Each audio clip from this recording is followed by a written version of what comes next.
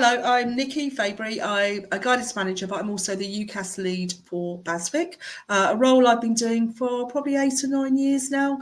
I love it because it's really cross-college. I get to work with tutors, teachers, yourselves, and of course, all our students who are thinking of applying to university either now or in the future. No need to take any notes at all. There's lots of information on our parent and carers dashboard. I will update the help guide shortly, and also there's an email contact as well, which is he@basvic.ac.uk. And I'm really happy if any parent wants to, carer wants to email me with any questions. So I'm going to be looking through this PowerPoint at some of the trends in higher education. Thinking about what you might look for in a course and in a university, some information about how universities choose students, so essentially give them offers, what we do to help as a college, and I'm just going to touch on some of the destinations of our BASVIC students last year. So just to put it in a bit of context, we are a large provider for universities, for university applications. We processed just over 1,500 this year, this January, and including a lot of ex-students who will, generally speaking, apply through us from college. I would estimate about 25% of our students in any year will take a gap year and apply later. We're really proud that we do track our bursary, learning support, and various other indicators for college meals students. And we're really proud that we look at their destinations and they have the same opportunities as our wider cohort. And we track those right from their application as to how well they do at uni as well. 61% of our students go to a high tariff uni, and you might have heard the term Russell Group. UCAS, which I'll explain later, prefer to call the top third high tariff unis. So we are high compared to national, but I really want to emphasise that there's no such thing as a good uni, a best uni. It is the university that is right for your young person. Nigel explained about the tutor pathway, so just to reiterate, the UCAS pathway is for those students who wish to apply for university now or in the future. Our Oxbridge and our medics are tutor pathways that are purely about the early application. Visual arts will generally be putting a portfolio together, and our employability and enterprise will be looking at employment opportunities, apprenticeships, alongside perhaps applying to UCAS. So UCAS pathways generally the January UCAS deadline. And it includes competitive unis such as Imperial, London School of Economics. Oxford and Cambridge are the only two universities who have an early deadline in October. So any other universities will be the normal UCAS January deadline. We also cover music, dance, drama and conservatoires. Most of them are applications through UCAS, but not always. Oxbridge and Medics tutor groups, they exist to help students get to that early deadline in October. And it does mean for our Oxbridge and Medics, which is medicine, vet med, dentistry, they are almost doing their applications almost as soon as they come back in their second year. Health careers such as nursing, paramedic science will generally be under UCAS, but we have something called MedSoc, which is wonderful on Teams, which provides lots of information about all sorts of things surrounding medical careers. Visual arts. Our visual arts pathway covers art foundation applications and also any creative arts UCAS that require a portfolio.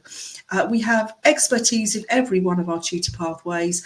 Petrova, who runs the visual arts pathway, will really look at students' portfolios. It's extremely helpful to have that expertise. And lastly, but by no means least, employability and enterprise will also cover degree apprenticeships and apprenticeships, and some of the students do decide to apply for UCAS as well from that pathway. So no pathway excludes UCAS applications.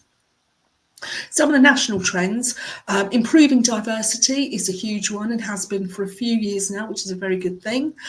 Closing the gap between sort of free college and school meal students and the wider cohort is important, and UCAS now is free for free college meal students, which is great. And also an increased focus on student wellbeing. And we put more in the reference, universities have asked us to put more in the reference about students' extenuating circumstances, which is a really good thing because it does increase that support when they go to uni. So choosing a course, there is a huge amount of information online. These are the 5 I kind of would direct people to. The UCAS Hub, and I'll talk about UCAS in a bit, has got loads of great information. It's really expanded since COVID. Lots of links to events, open days, but a really good one for exploring course choices. And I like the uni guide as well, which is part of the student room, if ever you've heard of that. And that's a really good one for researching courses as well. Complete University Guide is helpful. Discover Uni, you can compare unis. It used to be called, I can't remember what it used to be called, but anyway, Discover Uni, you can compare university courses and what uni students can sign up for a free account. I'd say the first 2 are critical. UCAS Hub, if students are applying, they must register. Lots of good stuff, and the Uni Guide is useful too, but there is a lot of information online. In-house, we use SharePoint, and students will have access to our UCAS Welcome to UCAS SharePoint page with lots of links. There's subject guide pages, guides to going to open days, all sorts of things. It's meant to be a kind of one-stop shop with the links to any relevant information.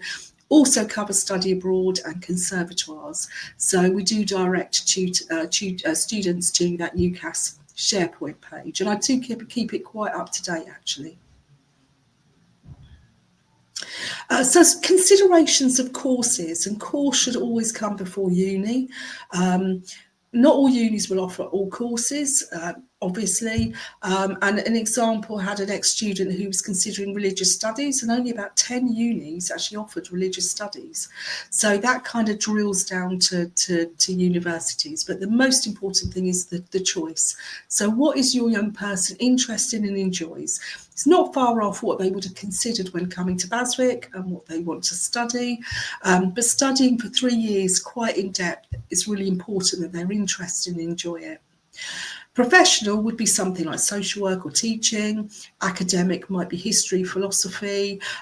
Some courses might straddle the 2. So you may have something like finance, which if you go to a very competitive university that's asking for high grades, might be quite academic and theoretical. Other universities might offer finance qualifications. So whether those courses are professional or academic is important. Employment, what do students do after that course? A great question to explore and ask on open days. Single and or combined courses, and one of the picture examples, which may be quite small, is all the different examples of history degrees at Sussex, and there's lots of combined.